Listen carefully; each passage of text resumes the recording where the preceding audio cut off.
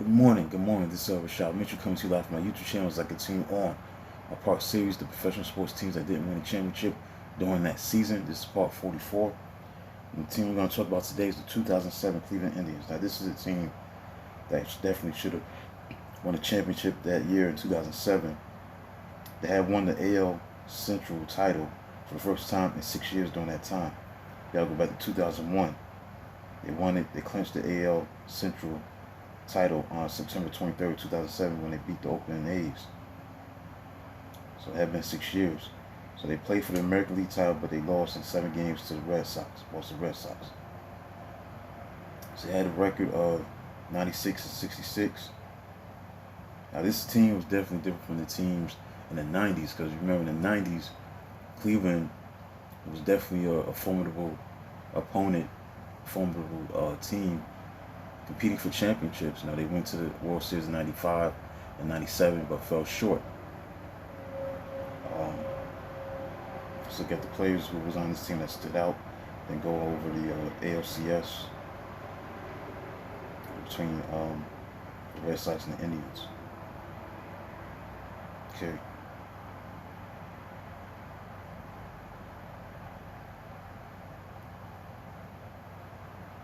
So you got players like Grady Salsmore, 277 batting average, 24 home runs, 78 RBIs. Johnny Peralta, 72 RBIs, hit 21 home runs, had a 270 batting average. Victor Martinez had a 301 batting average, along with 25 home runs and 114 RBIs. Travis Hafner had 100 RBIs, hitting 24 home runs and hitting 266. Ryan Garko had a 289 batting average and 21 home runs and 61 RBIs. Casey Blake, 78 RBIs, 18 home runs. So this team was, pretty good. Man, they had a good team, made it happen, but they just did not get the job done for us winning the championship. Paul Berg was 15-8. Fausto Camaro was 19-8. CC Sabathia was 19-7. So this team had a chance to do some good things, but they ran into a Boston Red Sox team that was just better than them, a little better than them. So we're going to look at the ALCS.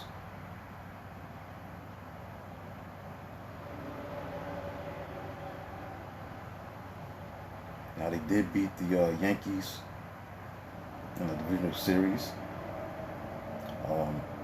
in 4 games.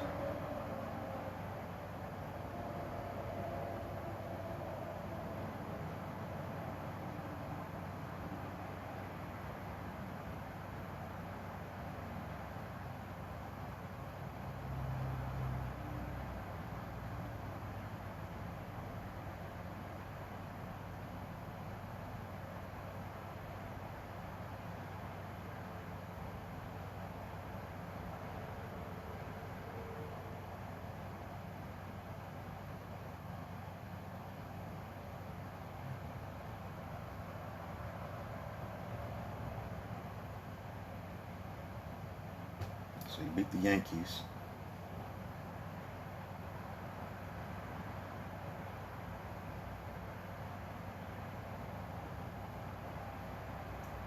Cleveland beat the Yankees 3-1 in the divisional series. So now they advanced to the ALCS to play the Boston Red Sox, who will eventually go on to win the World Series. Now this is an interesting thing because the Red Sox came back from a 3-1 deficit to beat the Indians 4-3 in 7 games. So that makes it more apropos to talk about this 2007 Cleveland Indians team, because they were up 3-1 and they didn't close the deal. They was outscored 30-5 over the final 3 games of the series, so they could not close the deal. So they definitely should have won the championship. Josh Beckett won the MVP award for that series. So let's get into it.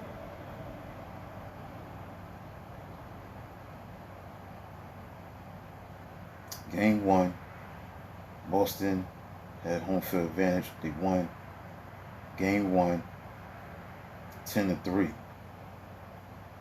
Boston. Josh Beckett was on the Boston Red Sox. So Cleveland Indians took the lead when Travis Hafner hit a home run deep to right field in the first inning. But after that, Josh Beckett retired the next 10 batters in a row, finishing with 7 strikeouts, allowing only 2 runs in 6 innings pitched. The Red Sox tied the game in the bottom of the inning off of CC Sabathia on 3 straight one-out singles by Kevin Youkilis, David Ortiz, Manny Ramirez. In the third, Red Sox lowered the bases with 1 out on a double walk hit by pitch before Ramirez walked to force in a run. And Mike Lowe's ground rule double scored 2 more. Jason Varitek's ground out put Boston up 5-1 after Bobby Kielty potentially walked. So in the 5th inning, the Red Sox again lowered the bases on a single and 2 walks when Kielty's single scored 2, with Lowe being tagged out at third. So Jensen Lewis relieved Sabathia and allowed an RBI double to Varitek. Sabathia was charged with 8 runs on 7 hits in the 4 1/3 innings. Casey Blake doubled to lead off the top of the 6th and scored on Asdrubal Cabrera's single 1 out later. Dustin Pedroia Youkilis hit back-to-back singles to lead off the bottom of the 6th. Aaron Fultz relieved Lewis, walked 2 to load the bases, force in a run. Tom Masney relieved Fultz and allowed a sacrifice fly to Lowe to put the Red Sox up 10-2. The Indians scored their last run in the top of the 8th inning off of Javier Lopez when Blake hit a leadoff double, moved to third on a flyout, scored on Cabrera's sacrifice fly. So they lowered the bases with 2 outs off Eric Gadney in the 9th, but Grady Sizemore struck out on a full count to end the game as the Red Sox went up 1-0 in the series. The next game, Cleveland bounced back, ending the series at 1-1, winning 13-7. They scored 7 runs in the 11th inning. This game went into extra innings. This was billed as a matchup between aces of Fausto Carmona and Curt Schilling. Now this game was all about offense. This game went to 11 innings, 5 hours and 14 minutes. The Indians took the lead in the first on a Victor Martinez RBI double after a leadoff double by Grady Sizemore. The Red Sox lowered the bases in the third on 2 singles and a walk before Manny Ramirez walk tied the game. Then Mike Lowe's 2-run single put them up 3-1. In the top of the 4th, Johnny Peralta hit a 3-run blast into the camera well in center field off Schilling, giving the Indians a 4-3 lead. So Sizemore's home run next inning made it 5-3 Indians. So in the bottom of the inning, Manny Ramirez hit an opposite field 2-run home run to tie the game, followed by a go-ahead Mike Lowe home run off the Green Monster. Both Indians reliever Rafael Perez in the 6th inning. Top of the 6th, Peralta drew a leadoff walk off of reliever Manny DeCarmen. Moved to third on a single and scored on Franklin Gutierrez. Ground out to tie the game 6-6. Each team's bullpen put up scoreless frames after the 6th inning, leading to extra innings. The 11th inning proved to be a historic one as Cleveland took advantage by scoring 7 runs off of the Red Sox bullpen, the postseason record for runs in extra inning by one team. One of the highlights that stood out was the go-ahead RBI base hit by former Red Sox right fielder Trot Nixon off Boston's lefty specialist Javier Lopez after a 1-out single off of Eric Gadney. What made the base hit significant was that Nixon has historically struggled against left-handed pitching, but manager Eric Boyes left Nixon in to hit against Lopez and the move paid off. So a wild pitch allowed another run to score after retiring Victor Martinez. Lopez gave up a single to Ryan Garko, was lifted for John Lester, the only pitcher left in the Boston bullpen. Lester did not fare much better. Peralta greeted him with a run-scoring double, which was followed one out later by Franklin Gutierrez 3-run homer, capping the scoring as the Indians took Game 2 by a score of 13-6, tying the series heading to the Cleveland. Now, the series went to Cleveland in Game 3. Cleveland won 4-2.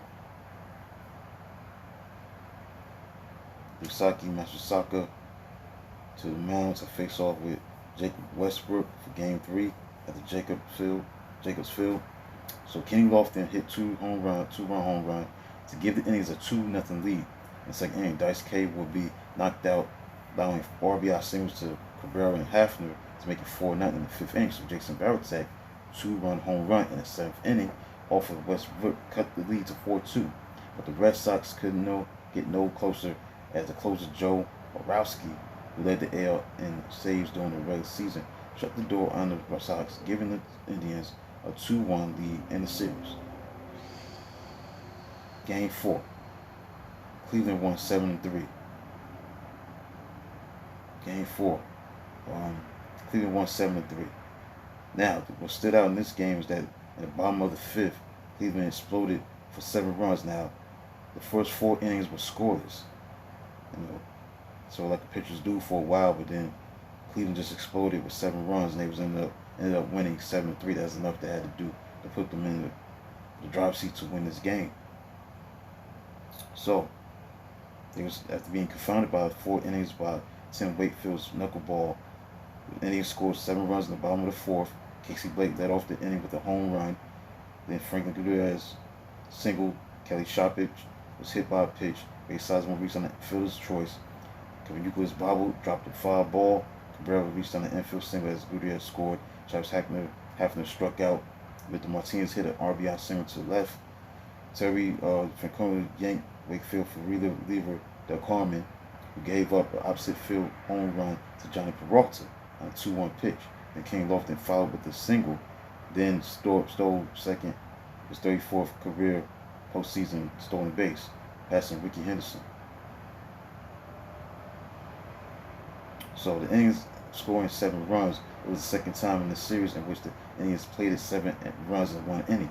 And this marked the 3rd consecutive game in this ALCS where a Boston starter lasted only 4 2/3 innings.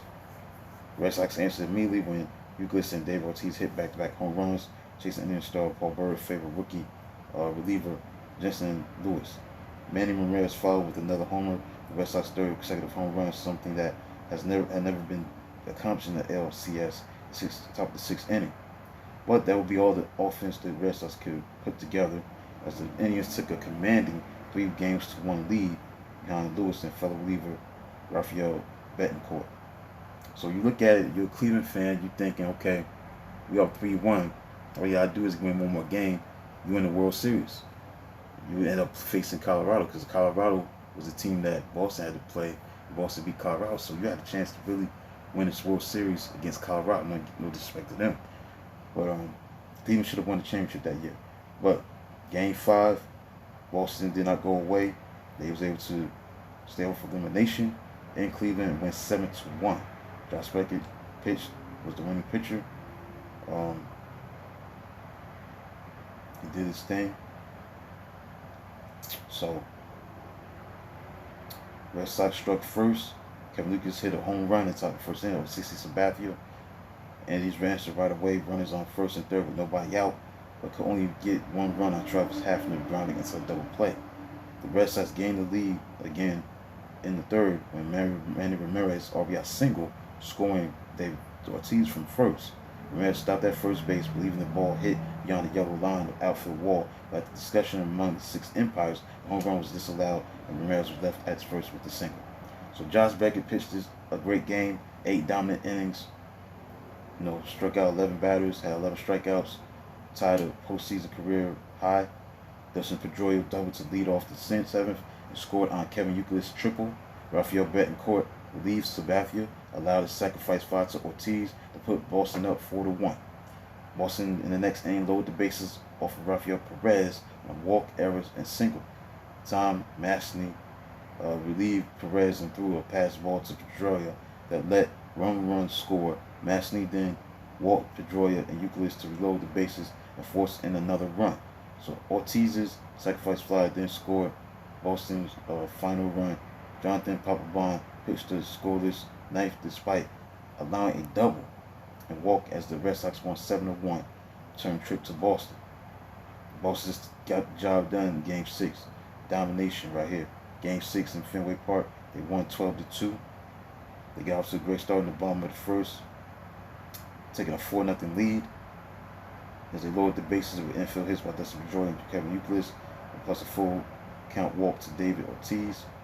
Camargo struck out. Manny Ramirez got Mike Lowe to pop out, but J.D. Drew hit a grand slam to center field to give Boston a 4-0 lead. So Victor Martinez got the Tribe on the board with a leadoff home run to cut the Sox lead to 3. The Sox had a chance to pile on more runs in the bottom of the inning, but a key double play ended the threat. The Indians threatened in the top of the third after 2 hits to lead off the inning, but Schilling got the next 3 batters to work out of it. The Sox put the game away with a 6-run explosion in the bottom of the inning. After 2 leadoff walks, Drew drove his 5th run of the game with a single in the 3rd inning that ended Carmona's pitching that night. Jacoby Ellsbury followed with another single off of Rafael Perez, driving in Boston's 6th run. Julio Lugo then drove a double down the third base line to make it 8-1. The Walt Euclid added 2 more with a single compounded with a throwing error to make it a 10-1. So Ryan Garko started at the top of the 7th with a triple and scored on Johnny Peralta sacrifice fly. But that will be all the offense Cleveland could muster against Schilling on the night. The Red Sox scored 2 more runs in the 8th off of Joe Borowski when Euclid walked with 1 out. Moved to 3rd on Ortiz's double and scored on Ramirez's sacrifice fly before Lowe's RBI single scored their final run, tying the series at 3 games apiece. So now you have a game 7th and final game in Fenway Park. Again, Boston just dominated the series the rest of the way after they trailed 3 games to 1. They won 11-2 to advance to the World Series. This pitching matchup was a rematch of Jake Westbrook versus Daisuke Matsusaka. And in the first 3 innings, Matsusaka looked like the most dominant starting pitcher of the night, retiring first 8 batters. He faced before giving up a base hit to number 1 hitter Casey Blake. So then he struck out Grady Sizemore to end the inning.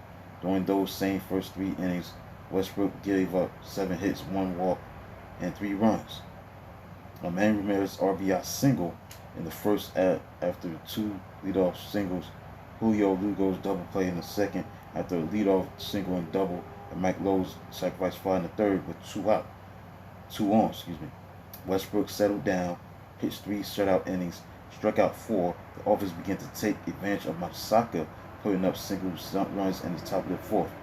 On Ryan Garko's RBI double after a Travis Hafner double. 5th on Grady Sizemore's sacrifice fly. Boston's top 2 relief pitchers took over after Matsusaka's exit. Following the 5th inning, Hideki Kajimiya, I'm not pronounce this person's name, but I'm going to skip it. John Papelbon was able to hold Indians hitters scores over the final 4 frames, giving up just 4 hits, combined all singles. So in the 7th inning with 1 out and Kenny Lofton at second base, Franklin Gutierrez single over the third base bag into foul territory with the ball ricocheting back into the left field off the infamous angle foul territory fence of Fenway. Shortstop Julio Lugo, outfielder Manny Ramirez, went after the ball, and as he was about to turn toward home plate, third baseman coach Joe Skinner held Lofton at third. So the Indians at bat ended with Casey Blake hit into a 5-4-3 double play. Rookies Jacoby Ellsbury and Dustin Pedroia were the center of this offense in that 7th, with Ellsbury reaching second on the Blake error that Dustin Pedroia hit a 2-run homer off of Rafael Betancourt into the green monster seats, giving the Red Sox some insurance runs before they put up a 6th spot in the bottom of the 8th. Low double with 1 out, scored on J.D. Drew's single. After the ground rule double, intentional walk and strikeout, a 3 RBI double by Pedroia knocked Betancourt out of the game. Then a 2-run Kevin Lucas home run off of Jensen Lewis made it 11-2 Red Sox. And that cemented their victory and led to their second American League Championship Series win in their World Series appearance in 4 years. This marked the 3rd time Boston came back from a 3-1 deficit in the League Championship Series, because they did it in 1986, and in the historic 2004 series from which they came back from a 3-0 deficit. That was the Yankees in 2004. I think in '86 that was against the Angels. Yeah, the California Angels at the time. They came back against California Angels.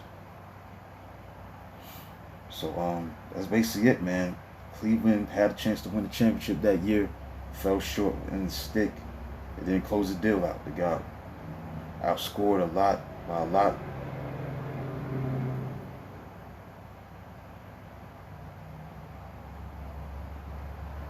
$30-5. That's what they was outscored by to lose the series. They were outscored 30-5. So they did not hit, they did not pitch, they did not do enough to close the deal. So that concludes a look at professional sports teams that didn't win the championship during that season. And it was the 2007 Cleveland Indians. This is part 44. Please like, subscribe, comment on the channel. This is Rashad Mitchell coming to you live from my YouTube channel. Until then, subscribe, like, and comment on the channel. Until then, talk to you tomorrow.